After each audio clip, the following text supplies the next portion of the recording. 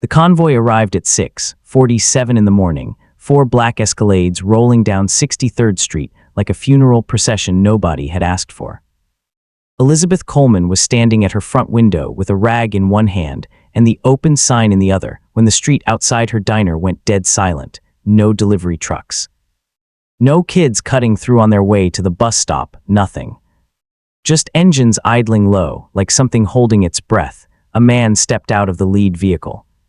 Tall, immaculate, a coat that probably cost more than her monthly rent, and eyes so flat and cold they didn't look like they belonged to anyone's son. He didn't wait for the door. He put his palm against it and pushed, and the bell above the frame rang out one panicked note before it hit the floor. "I'm looking for the woman they call MamaElizabeth," he said. His voice was quiet in the way that made the hair rise on the back of her neck. "Where is she?" Elizabeth set the rag down slow, because her hands needed something to do besides shake, and she looked this stranger dead in the eye. "You're looking at her. To understand how a South Side chef with a diner 3 months behind on rent ended up staring down a Korean crime boss on a Tuesday morning, you have to go back 12 hours.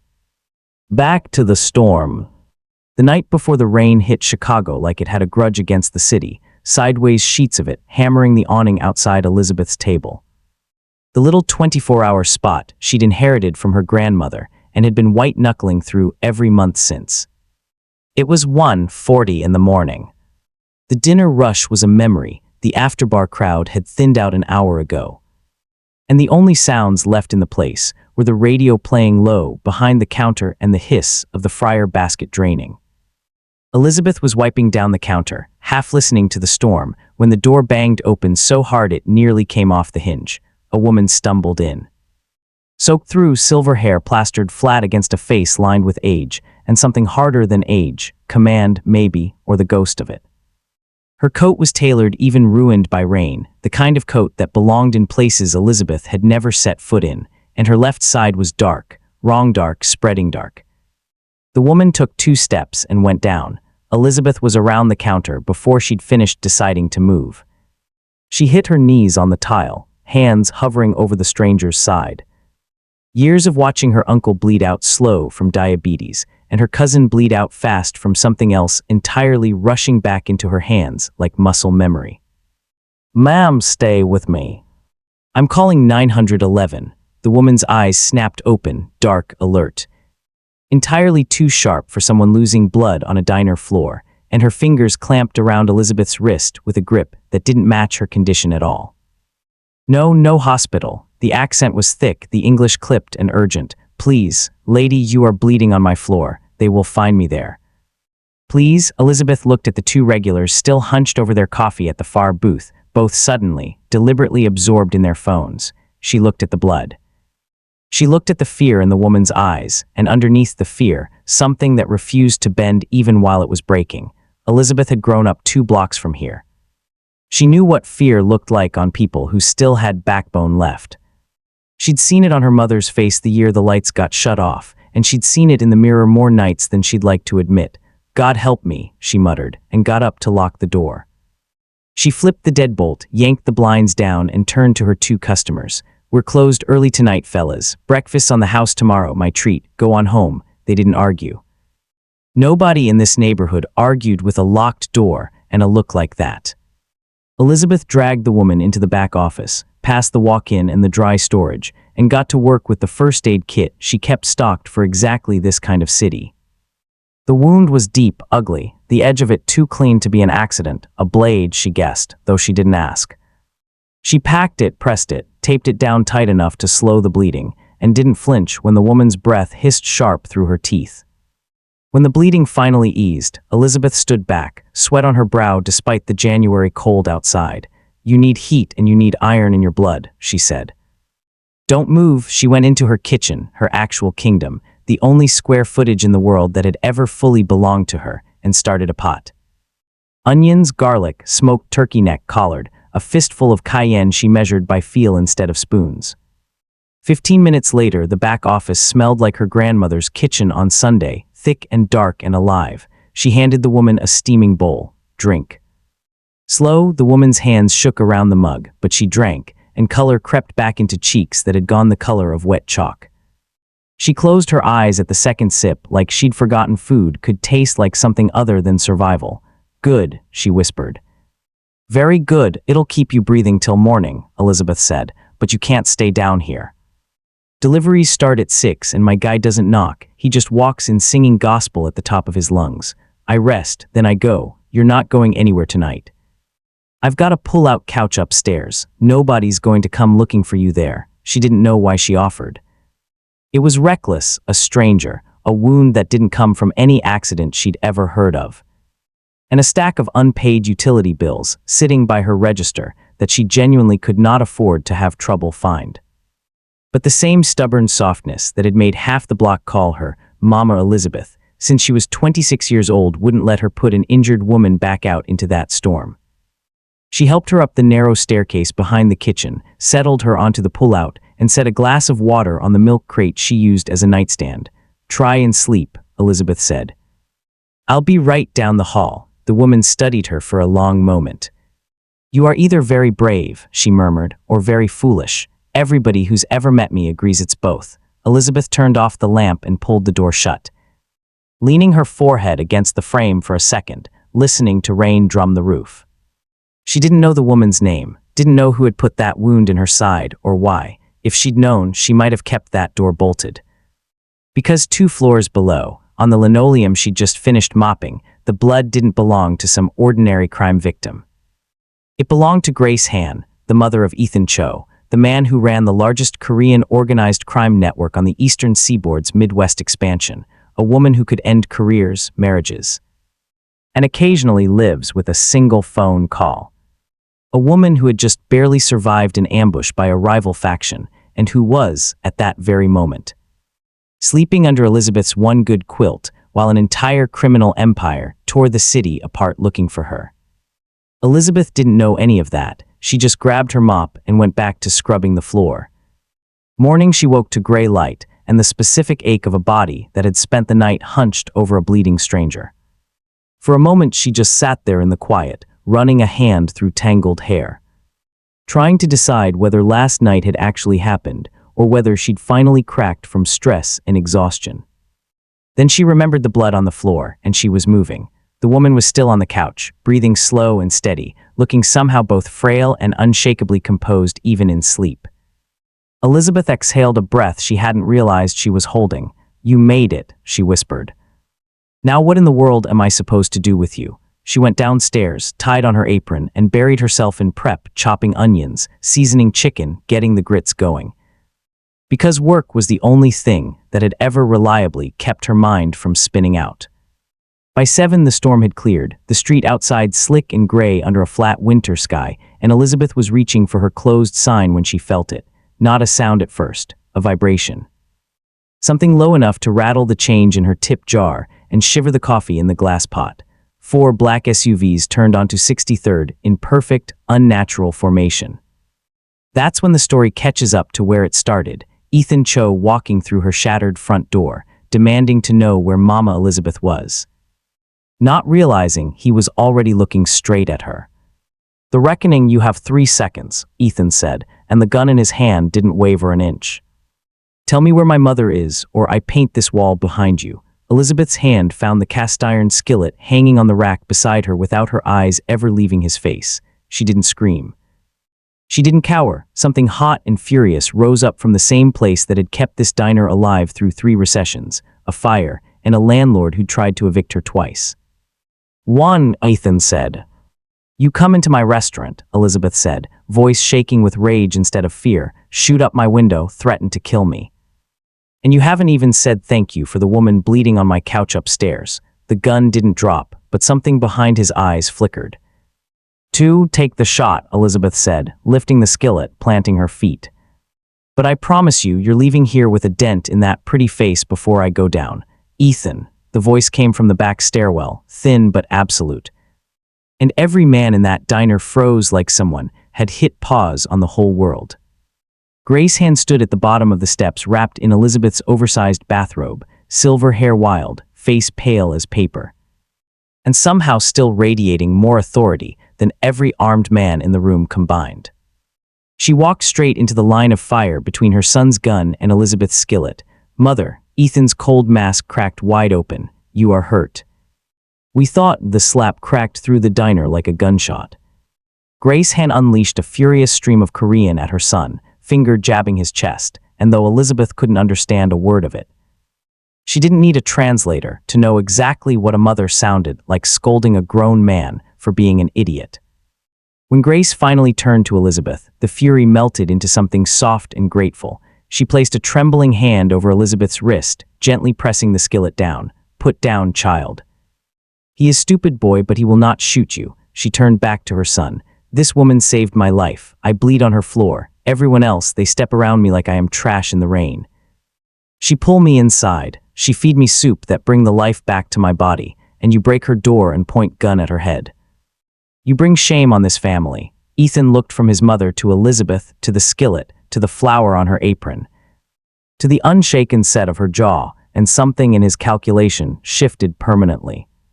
He snapped his fingers. One of his men produced a briefcase and set it on the counter. Inside, stacks of cash, edges worn soft, several bills stained rust brown. "My mother's life has no price," Ethan said, sliding it toward her, "but this will cover the door. And your silence." Elizabeth looked at more money than she'd seen in her entire life, enough to clear every debt she had and then some, and felt something in her chest go white-hot with insult. She picked the briefcase up, walked around the counter, and slammed it down at his feet hard enough to pop the latches. Bills scattered across his $4,000 shoes. "I didn't pull your mother out of a storm for a tip," she said. "Get out of my diner." 2 weeks later, the bullets came on a Tuesday afternoon, in the dead calm before dinner rush. While Elizabeth was elbow-deep in a pot of gumbo she'd been building since sunrise. The front window exploded inward without warning. Automatic gunfire tore through drywall and glass, and the antique mirror her grandmother had hung behind the register in 1987. Elizabeth hit the floor behind the steel prep table on pure instinct, hands over her head, plaster dust raining down like snow. The pot of gumbo taking a direct hit and splattering across white tile in a wave that looked sickeningly like blood. It lasted less than a minute. Then engines screamed away into the distance, and silence fell so hard it rang in her ears. The back door slammed open before she could even push herself upright. 3 men in dark suits swept in, and before she could protest, 2 of them had her by the arms, hauling her toward the alley with rough, efficient hands. "Get off me," she fought, kicked, connected with someone's shin and got nothing but a grunt in return. A black car screeched to a stop in the alley, rear door already open, and there was Ethan Cho, sitting inside with a fury so barely contained, it seemed to fill the whole vehicle. "Are you hit?" His voice was low, lethal, nothing like the cold command from 2 weeks ago. "No thanks to whatever war you dragged into my life," Elizabeth shouted, pulling back toward her ruined diner, toward the smoke curling out of her broken window. "Look what you did. That's my grandmother's building. The people who hurt my mother found her because they traced her back to you," Ethan said, his jaw tight enough to crack. "You are already in this. Staying here only gets you killed. I have customers. I have a life. Your diner," he said, quiet and final, "is a target now. Get in the car, or I have my men put you in the trunk." She looked into his eyes and saw no bluff there at all, only the brutal shape of the world she'd stumbled into the moment she'd unlocked that door for a bleeding stranger. She climbed in, the door sealed shut behind her with a heavy, final sound, and the car pulled away from everything she'd ever built. The compound the estate sat an hour outside the city, tucked into wooded hills behind iron gates and armed guards, glass and steel wrapped around old stone like something built to survive a siege. Elizabeth was given a guest suite 3 times the size of her old apartment, silk sheets. A bathroom bigger than her diner's kitchen, and she spent the first night curled on the edge of that enormous bed grieving the only thing she'd ever fully owned. By morning, the grief had burned down into something more useful, anger. She showered, dressed in the neutral cashmere someone had left folded on the vanity, tied her hair back, and marched out to find a kitchen. Because idle hands had never once made her feel less like a prisoner. She found it by following the smell of burnt toast. The estate's kitchen was a chef's dream, 6-burner ranges, a walk-in the size of a studio apartment. Imported everything, currently being occupied by 4 heavily tattooed enforcers, standing around like they'd never seen an appliance before. One was trying to scrape charred bread out of a smoking toaster with a combat knife. Another was holding a bag of frozen hash browns like it might explain itself. Something in Elizabeth's chest snapped. What in God's name are you doing to that toaster? 4 grown men who broke bones for a living jumped like schoolchildren. Making breakfast, the biggest one said, defensive, still gripping his knife. You're committing a felony against that appliance is what you're doing. Out of the way, she plucked the knife from his hand and set it aside like a parent confiscating scissors. You crack those eggs, whisk them till they're fluffy. I see one piece of shell in there, I'm making you eat it raw. You trash those frozen hash browns, there's real potatoes in that walk-in and a mandolin right there, go, for the next 45 minutes. 4 of the most feared men in the Midwest War borrowed aprons and took orders from a woman half their size. And something about barking orders at grown killers over egg technique made Elizabeth feel, for the first time in days, almost like herself. She was plating steak and eggs with a chimichurri she'd built from memory when Ethan walked in and stopped dead in the doorway. His 4 most dangerous men were wiping down counters in floral aprons. And in the center of it all stood the woman who'd hurled his money at his feet, holding a spatula like a scepter. What, Ethan asked slowly, is happening in my kitchen? Elizabeth slid a plate down the counter with a clatter. Your men don't know how to cook, Ethan. And if I'm going to be a prisoner in this glass fortress, I refuse to eat garbage. Sit down and eat your breakfast. The room held its breath, waiting for him to be furious. Instead, the corner of his mouth twitched, the barest hint of something that might, on a less controlled man, have been called a smile. He pulled out a stool and sat. Yes, chef, he murmured. 3 weeks the days belonged to the syndicate, armed men on the grounds, black cars coming and going, Ethan wrapped in that cold, unreadable armor. But the nights after the guards rotated and the house staff disappeared belonged to the kitchen, and to her. It became routine, 2 a.m., the heavy door creaking open, the smell of his cologne cutting through the smell of proofing dough. He'd come in exhausted, tie loosened, sleeves rolled, carrying the invisible weight of a war he wasn't telling her the details of, and she'd feed him without being asked. Because that was the only language of comfort she'd ever fully trusted. You're working late, he said one night, watching her hands work a mound of dough on the marble island. Dough doesn't know what time it is, she said. It rises when it rises. She glanced up. Have you eaten? No. She ladled him a bowl of oxtail stew, thick and dark, set it in front of him, and watched the tension bleed out of his shoulders with the first spoonful. My mother asks about you, he said eventually. She complains the nurses don't make her tea the way you do. Says you've ruined her for everyone else. A smile pulled at Elizabeth's mouth despite herself. Grace Han had become an unexpected fixture in her strange new life, sharp-tongued, fiercely protective, the closest thing to a friend Elizabeth had inside these walls.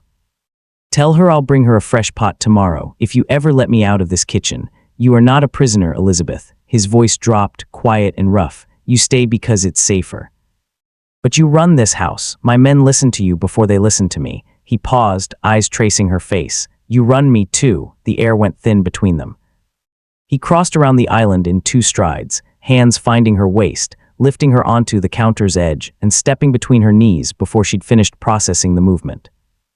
Ethan, she breathed. He didn't let her finish. He kissed her like he'd been rationing himself for weeks and had finally run out of restraint, and she kissed him back the same way, fingers curling into his hair, the whole terrifying, impossible shape of her new life narrowing down to this one warm, stolen hour in a kitchen that had somehow, without her permission, become home.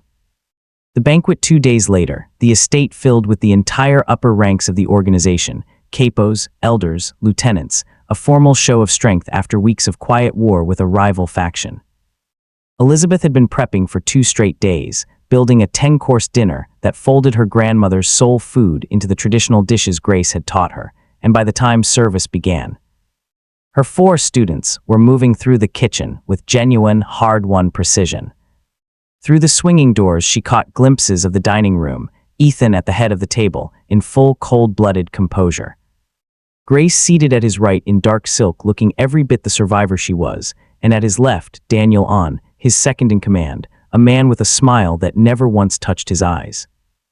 Elizabeth had never trusted him. She was calling out the 7th course when the screaming started, not anger, panic. A server burst through the swinging doors, face bloodless. It's Madame Han. She's collapsed. Elizabeth was moving before she'd finished the thought. The dining room was chaos, 30 armed men on their feet, weapons half drawn, no one sure yet who the enemy was.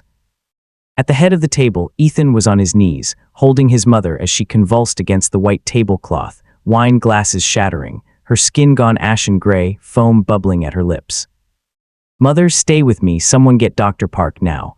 The estate's physician arrived at a dead run, checked her pupils, her pulse, the froth on her lips, and his face turned to stone. "This isn't a heart attack, this is poison." The word landed on the room like a dropped grenade. 30 men looked at their own plates, then at each other, and the silence that followed was worse than the panic. "Slow-acting neurotoxin," Dr. Park said, already pushing a syringe into Grace's arm. "It's been building in her system for hours. We need to get her to the medical wing now." Ethan scooped his mother up and strode out barking orders, "Lock the estate. No one leaves. No calls out," leaving Elizabeth frozen near the doors. Horror closing around her throat. "The kitchen," a voice said, cutting clean through the chaos. Daniel stepped forward, unwrinkled, composed, purposeful in a way that didn't match the panic in the room. "If the poison acted tonight, it came from tonight's food, and there's only one person who controls what leaves that kitchen." His eyes found Elizabeth. "No," she said immediately. "That's insane. Everyone ate the same food. I cooked for the entire table. Did you?" Daniel said smoothly, closing the distance between them. "Madame Han's dishes are always adjusted for her, by you specifically." He turned to the room. "Search the kitchen. Tear it apart. You have no right," Elizabeth started, but two men she didn't recognize, men who'd never once worked beside her, seized her arms and pinned her against the wall. She heard her kitchen being destroyed floor by floor, pots crashing, jars shattering, flour sacks slashed open. 5 agonizing minutes later, Daniel walked back through the doors holding a small tin, Elizabeth's antique spice canister, the one she kept saffron in, reserved for special occasions. He unscrewed the lid, bypassed the saffron entirely, and pulled loose a false bottom she'd never known existed. Inside, 2 vials of a clear liquid and 1 empty. A collective gasp swept the room. "Found exactly where she keeps her most treasured ingredients," Daniel said, voice dripping with manufactured sorrow. "Did the rival faction pay you well, chef? Or did you finally decide the boss's blood money wasn't enough the first time?" "That's a lie," Elizabeth screamed, tears burning hot down her face. "I have never seen those vials in my life." "You planted them, you son of a..." Her protests drowned under the sound of a dozen guns cocking. The basement. Ethan came back into the dining room, with his mother's blood still staining his shirt, and the man Elizabeth had fallen for 2 nights ago in that kitchen was gone completely. Replaced by something carved out of ice. He didn't wait for Daniel's explanation. He crossed the room, shoved his own men aside, and gripped Elizabeth's arms hard enough to bruise. "Ethan, you're hurting me. Take the guests to the West Wing," he ordered the room, voice flat and hollow. "I will handle the traitor." He dragged her down a corridor she'd been warned never to approach, through a steel security door, down a concrete staircase that smelled like bleach and old fear. The interrogation room at the bottom was exactly what she'd imagined lived beneath a house like this. A single chair bolted to the floor, a drain in the concrete. A tray of instruments under a swinging bulb. "Who paid you?" His voice was mechanical. "Empty." "You're a fool," Elizabeth spat, backing against the cold wall, refusing to look away even as terror clawed up her spine. "A blind, arrogant fool, if you actually believe I'd poison the woman I nursed back to health with my own hands. The evidence was in your spice rack." "Elizabeth," then someone put it there. She pushed off the wall, stepping into his space, glaring straight up into his black eyes. "You think I gave up my whole life for you people, just to poison her at a table, with 30 armed men watching? Does that sound like a plan, or does it sound like a frame job built by a man who wants your seat at the head of that table?" Something in his certainty cracked. Just barely a hairline fracture in the ice. Elizabeth pressed it. "I am a chef. My palate is my entire livelihood. I know every grain of salt and every trace of heat in food I cook with my own hands. If that poison was in anything I made tonight, I would have tasted it. Take me back upstairs. Let me prove it before the tables get cleared." He stared at her for a long, brutal moment, Mafia protocol screaming one thing, the truth in her eyes screaming another. "If you're lying to me," he said quietly, "I won't bring you back down here. I'll end it in front of every man at that table." "I'm not lying," she said. Take me upstairs. The truth, the dining room was exactly as they'd left it, 30 tense men standing in clusters, hands near holsters. Daniel stood near the head of the table, the picture of grieving composure, until Ethan marched Elizabeth straight up to Grace's abandoned place setting. "Taste it," Ethan commanded.